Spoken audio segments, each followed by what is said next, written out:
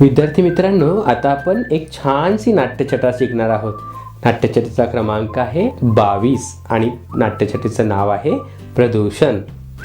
सोनू, बाबा मला तुमच्यासारखी गाडी हवी. बाबा, पण आताच तर तुला शाळेत जायला सायकल घेतली. सोनू, सायकल? बाबा, शाळेत शिकवणी वर्ग, छंद वर्गात जाताना खूप पाय दुखतात माझे.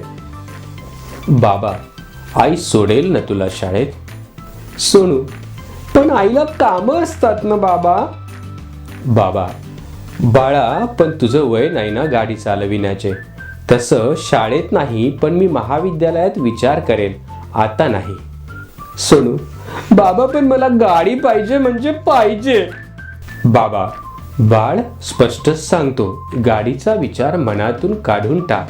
आणि होय, तू तो मागच्या हिवाळी परीक्षेत हवेच्या प्रदूषणाचा निबंध लिहिला, तो आठवतो का तुला? सोनू, होय बाबा, तुम्हीच तर मदत केली मला निबंध लिहायला.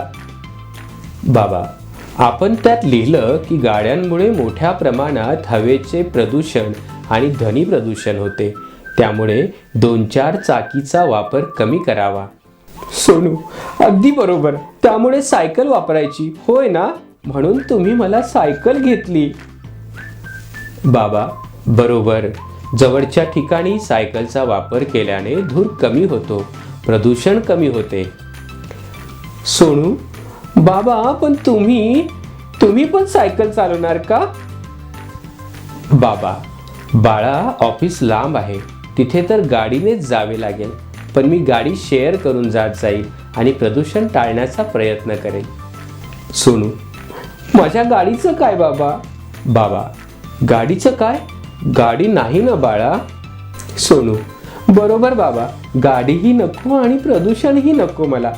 तुम्ही पण गाडी कमीच वापरा, वचन द्या मला. बाबा, पक्का, वचन दिले तुला.